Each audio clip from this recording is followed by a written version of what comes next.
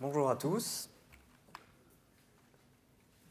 Donc Jonathan Morat, je travaille pour l'association Endemia et puis aujourd'hui je vais vous présenter donc, le travail qu'on a amorcé en termes de système d'information sur une mission qui est réalisée au sein d'Endemia sur le risque d'extinction de la flore. Et donc je vais essayer de mettre un petit peu de plantes dans ce monde de brut. Donc ce que je vous propose, c'est de représenter un petit peu Endemia et cette bête bizarre qui s'appelle la Red List Authority, donc le RLA Florence, pour remettre un petit peu les concepts. Présenter un petit peu le système d'information qu'on a mis en place, la manière qu'on a de l'utiliser pour réaliser cette mission, et des exemples de réalisation, ainsi que un petit peu les limites et les perspectives. Et j'espère qu'on pourra échanger sur les questions plutôt sur ces aspects-là. Donc l'association Endemia, elle a été créée en 2001 et c'était à la base pour héberger un site internet qui est endemia.nc. Je vais en parler rapidement, mais n'hésitez pas, cet après-midi, il y a des démonstrations sur le site endemia.nc. Je fais la pub. Donc elle a été créée une rencontre entre les informaticiens et les naturalistes, on va dire. C'est vraiment l'association des deux qui a fait que Endemia a pu exister et c'est sa force. Elle a vocation en fait à porter à connaissance des informations de description des espèces endémiques de la Nouvelle-Calédonie. Voilà, ça c'est vraiment le cœur d'Endemia. Mais Endemia, c'est, si je prends quelques chiffres, on va dire 70 membres contributeurs, on va dire des personnes actives qui vont créer le contenu, qui, voilà, au quotidien, qui vont alimenter le site. Ça c'est très important, je les remercie parce qu'ils font un boulot super. On est sur à peu près 80 utilisateurs par jour, avec des temps moyens de visite de 7 minutes. Donc au-delà des chiffres, ce qu'il faut réaliser, c'est que c'est un outil qui est utilisé dans le milieu professionnel. C'est pas uniquement, c'est pas uniquement un outil, on va dire, pour le grand public. Même au niveau pro, c'est des gens qui consultent les contenus. On est sur à peu près 8000 fiches espèces, pardon. Des contenus en français, bientôt en anglais. Et peu pour l'instant de consultation par mobile, puisque la version n'était pas consultable sur mobile, elle l'est depuis 15 jours. Donc on espère que ça va évoluer là-dessus. Donc le site web, comme j'ai dit, qui vient d'être refondu en début de mois. Donc n'hésitez pas à aller voir ça. Mais Endemia, c'est surtout beaucoup de gens qui sont en permanence sur le terrain. C'est des passionnés qui veulent vraiment partager la connaissance qu'ils ont. Même s'il y a du brouillard dans les endroits perdus, ils y sont. Bon, on profite aussi de faire des sorties quand il fait beau. Il n'y a pas que dans le brouillard. Mais eux, ils sont contents qu'il fasse beau ou qu'il y ait du brouillard, c'est pareil. Juste un point au niveau Endemia, le club géomatique. Donc on a intégré en mai 2016. Ça coïncidait à peu près avec la mise en place opérationnelle du système d'information.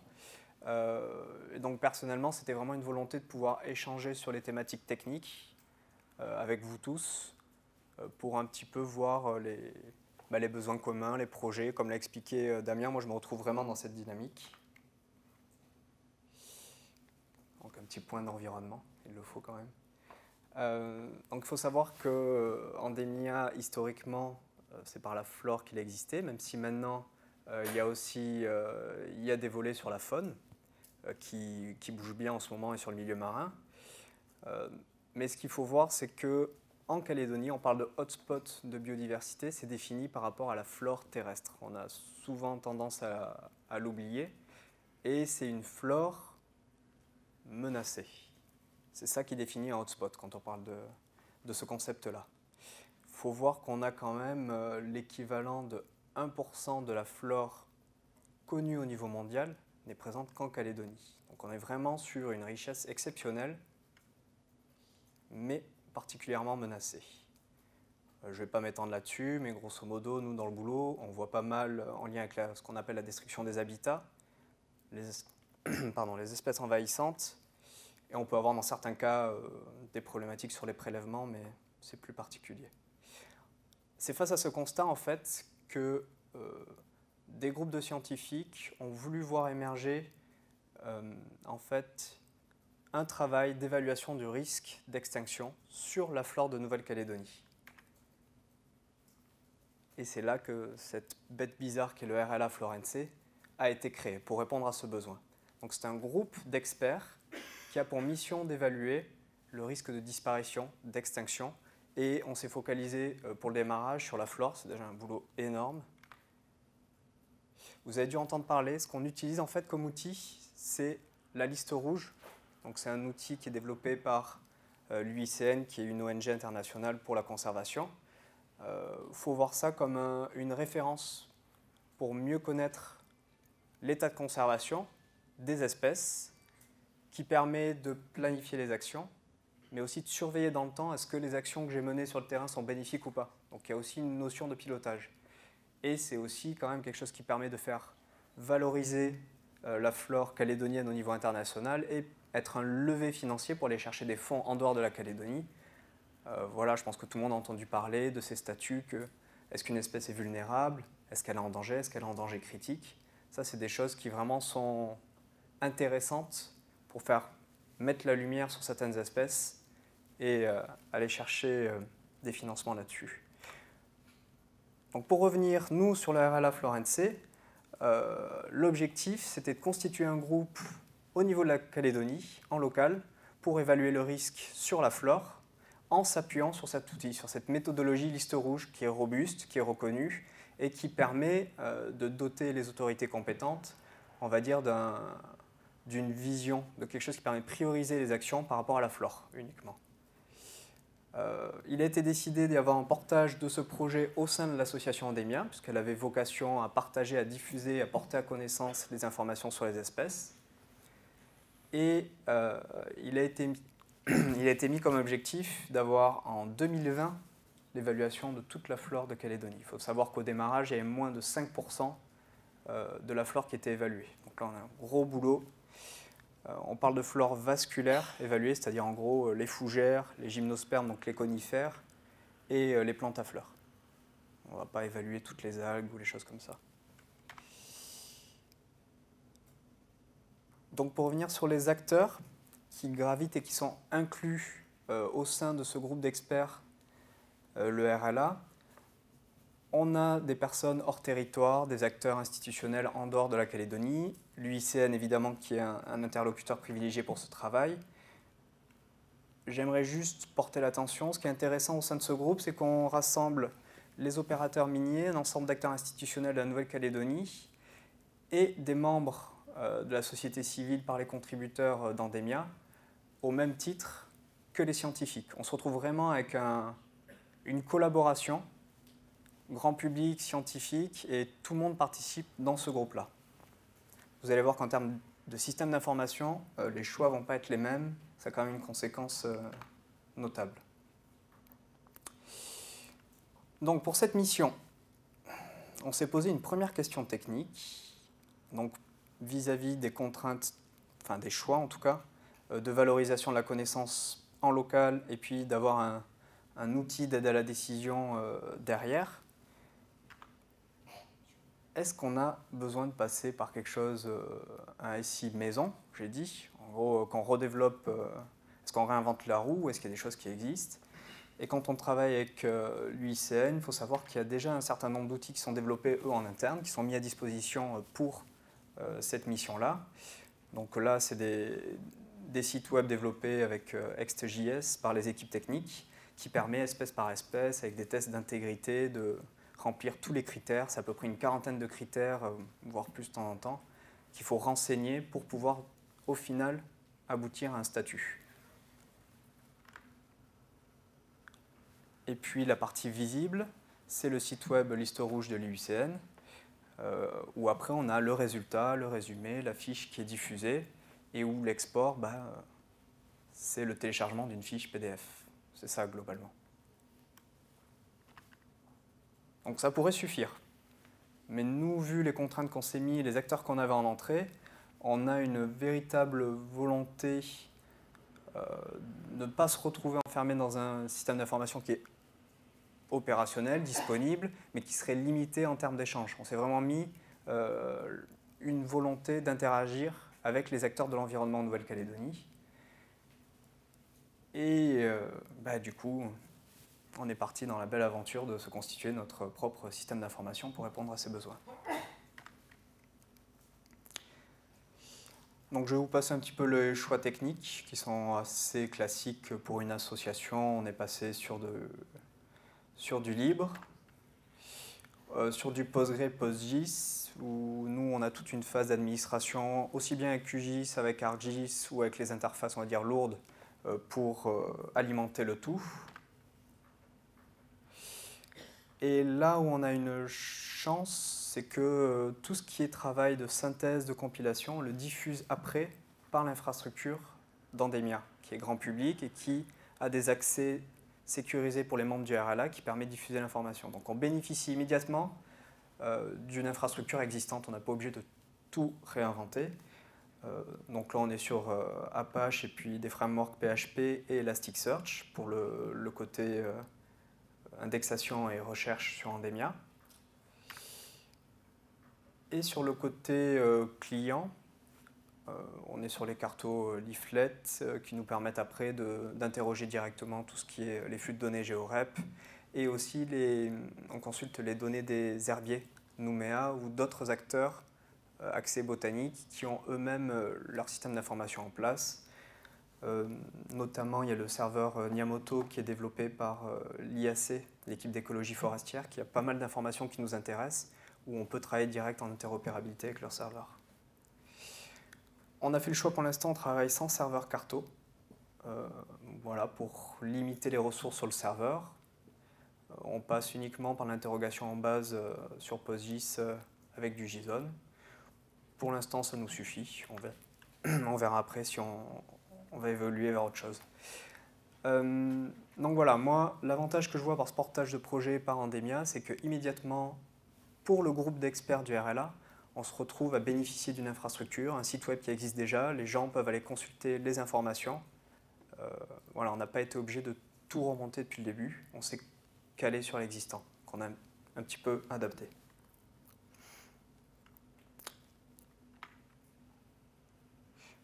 Donc voilà, ça ressemble pour l'instant, nous, ce sur quoi on travaille. Quand je vais parler à partir de maintenant de données d'occurrence, moi c'est brut et méchant, c'est X, Y, c'est du point avec des données attributaires qui vont être l'observateur, la date, des informations sur l'espèce, sur son substrat. Moi je travaille que sur du point, c'est mon dada.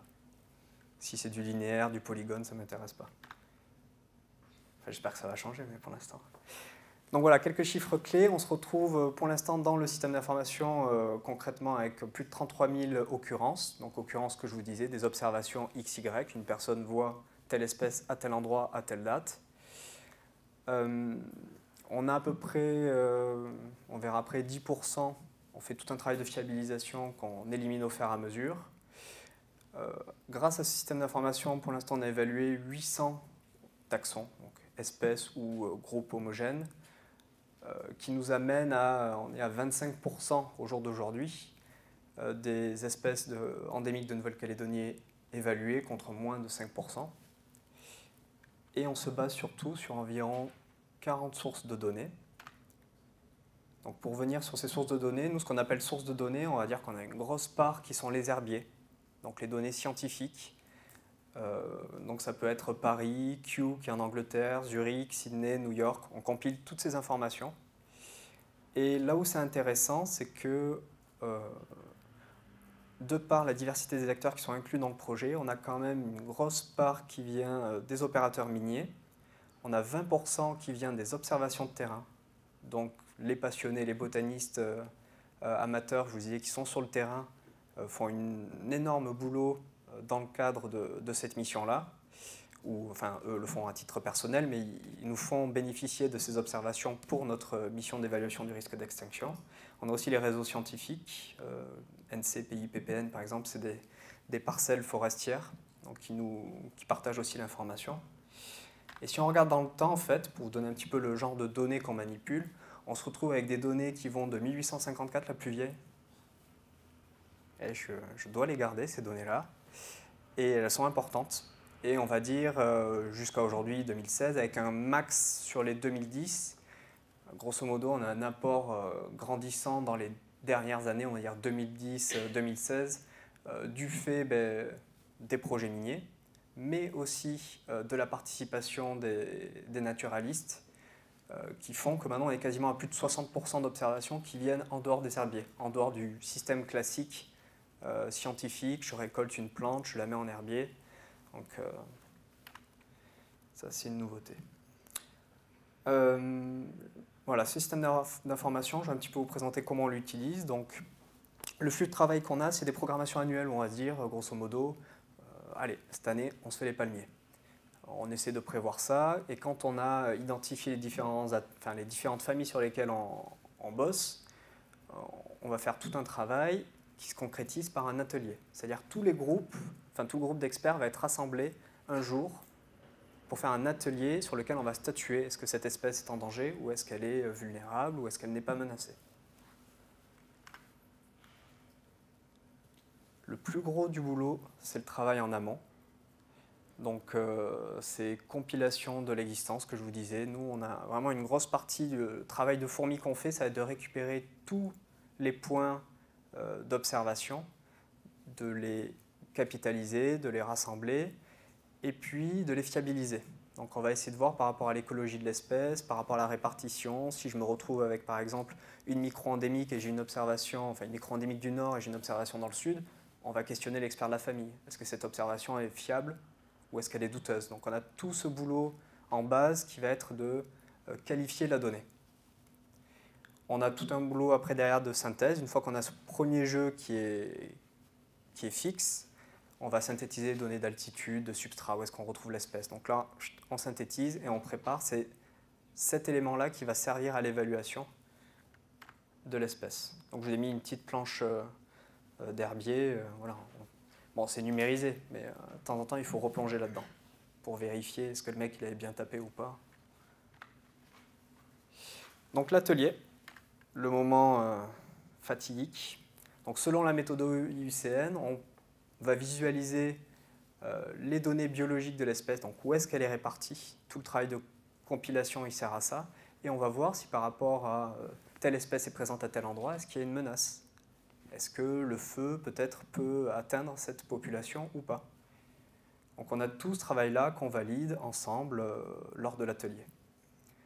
Et après, on a des étapes d'itération post-atelier, où évidemment il y a toujours des commentaires, des personnes qui ont vu cette espèce ailleurs, donc c'est un moment important d'échange. Derrière ça, on a une phase de rédaction, on rédige donc toutes les explications, les argumentaires, pourquoi cette espèce est classée en danger, en anglais pour l'UICN et en français pour Endemia. Rapidement derrière, on a une phase encore de révision. Une personne qui n'est pas présente à l'atelier va valider le jeu de données et les résultats, voir si on a été homogène, si on a été cohérent. Il va faire un check final. On soumet à l'UICN, où là il y a tous des tests d'intégrité de la forme et du fond de la donnée, et aussi la cohérence vis-à-vis des référentiels taxonomiques. Et au final, quand tout ça est validé, on diffuse aux partenaires. Donc ça, c'est ce qu'il faudra que je fasse avec vous en début d'année. Il y en a pas mal qui sont présents ici. On se reverra là-dessus. Une évaluation, ça repose donc en moyenne entre 15 et 30 personnes sont impliquées, entre les contributeurs, les compilateurs, le facilitateur qui va être celui qui anime l'atelier, le reviewer, la personne à l'UICN qui va relire les fiches. Donc c'est énorme pour une espèce. On a en moyenne 1200 occurrences pour un atelier. Et on se retrouve entre 8 et 12 itérations, entre le moment où on compile la donnée, combien de fois on va revenir dessus. Donc c'est un gros boulot, mais bon, il faut le faire. Hein. Et ça dépend des experts. Quand je mets 8 à 12, il y a certains experts qui sont très pointilleux et ça peut aller beaucoup plus d'itérations. Donc grosso modo, moi ce qui m'intéresse maintenant, c'est un petit peu de discuter avec vous sur, c'est quand même un investissement en termes de RH, d'infrastructure. Monter un SI, c'est pas anodin, même s'il est léger et minimaliste. Mais quels en sont les bénéfices au final en termes de conservation pour les espèces? Bon, ça, c'est pas directement lié aux espèces, mais il y a une grosse facilité, c'est que sur le site de l'IUCN, on pouvait valider espèce par espèce. Maintenant, on peut valider l'ensemble des espèces en une fois. Ça nous permet, nous, maintenant, d'avoir une base qui permet de faire des analyses orientées territoire pour nos partenaires. Clairement, faire proposer des listes d'espèces en fonction des provinces, selon l'emprise d'un projet, on est capable de ressortir les espèces menacées, donc d'avoir vraiment une interaction et un conseil selon la zone qui se développe ou qui peut être impactée. Un autre exemple de ce qu'on peut faire maintenant et sur lequel on travaille de plus en plus, c'est les cartes de concentration d'espèces menacées qui permet une autre lecture qui permet de passer de l'espèce à l'espace, avec ses limites, mais qui permet déjà dans des phases d'analyse intéressantes de voir ressortir des choses. Évidemment, on n'invente pas la roue, les gens savent qu'à tel endroit, il y a des espèces qui sont uniques et qu'il y a des menaces qui sont fortes sur ces espaces-là. Mais de temps en temps, ça permet une finesse et ressortir des choses qu'on n'aurait pas vues. Donc là, on est vraiment maintenant, même si on est sur 25% des espèces évaluées, on peut commencer à faire ressortir des tendances qui sont intéressantes. On n'est pas obligé d'aller au bout des 3000 espèces à évaluer pour commencer déjà à voir qu'il y a du boulot à faire sur certaines zones, quoi. Le fait d'avoir notre propre système d'information nous a permis maintenant de diffuser en direct sur Endemia, dès qu'on évalue une espèce, ces points d'occurrence qu'on a compilés, qu'on a fiabilisés, sont diffusés par une maille de 10 km par 10 km sur le site, au grand public. Bon, le 10 km par 10 km, c'est parce que certaines espèces, on préfère laisser un peu de marge pour pas forcément pointer directement leur présence. Un boulot qu'on a fait, je remercie, c'est grandement grâce à Alex qu'on a pu avancer là-dessus, avec la sécurité civile, c'était de créer par exemple une donnée qu'on a appelée le périmètre des espèces menacées. Donc vous avez vu, on a des données anciennes et des données plus récentes. Donc moi, pour la gestion opérationnelle des feux, j'ai souhaité juste donner une information assez simple qui est de dire dans tel périmètre, attention, une espèce en danger critique d'extinction. Donc, qui veut dire si on n'intervient pas à court terme, dans moins de 10 ans, cette espèce disparaît, parce qu'elle n'est présente que là, par exemple. Voilà, il faut faire attention. Et donc, ça, c'est un boulot qu'on a fait avec eux, qui est encore en cours d'évolution, mais on s'est mis d'accord en tout cas sur une manière de fonctionner. On leur diffuse l'information de présence d'espèces menacées, et eux, dans leur cycle, on va dire d'abord les personnes, puis les biens, et en troisième rideau, s'il y a une intervention possible en termes d'environnement, ils pourront prioriser les actions en ayant connaissance que sur tel front, à proximité du front du feu, j'ai des espèces micro-endémiques qui existent ailleurs, enfin qui n'existent pas ailleurs, et si le feu passe, elles disparaissent. Un point, c'est tout. Donc voilà, ça c'est un boulot qu'on a pu voir avec eux. Un autre bénéfice immédiat, c'est tout ce qui est travail de prospection. C'est-à-dire qu'on est capable de voir où on a de la donnée, mais on est aussi capable de dire où on a de la donnée ancienne et où personne n'a revu cette espèce depuis 1854, n'en parlons pas. Donc ça permet aussi de diriger un petit peu les prospections, aussi bien avec nos bénévoles qui sont surmotivés pour faire ça, que par des équipes scientifiques, voir où est-ce qu'il y a des manques d'observation. Donc clairement, un cas qui a été réalisé avec la province sud, l'IRD, l'IAC, le comité de gestion lillois, on avait identifié, on avait évalué une espèce comme probablement éteinte sur l'îloin. On avait considéré qu'au vu des feux récurrents et quand même d'un milieu qui est relativement dégradé dans certaines zones, cette espèce a peu de chances, vu son habitat, d'être toujours présente. Et donc une mission a été faite suivant ça, et ils ont retrouvé une petite plante que vous voyez là. Donc contre toute attente, elle était bien cachée à côté d'une rivière. Et voilà, ça permet de redécouvrir des espèces et enclencher derrière la mise en pépinière, parce que le comité de gestion a un projet de pépinière, donc ça permet d'activer derrière des actions concrètes de conservation.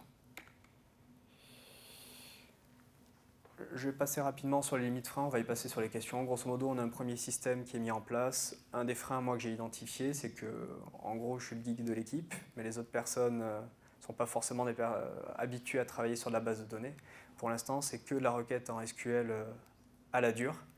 Et voilà, il y a vraiment un boulot là pour que vous avez vu le nombre d'itérations qu'il y a à faire pour réaliser ce travail.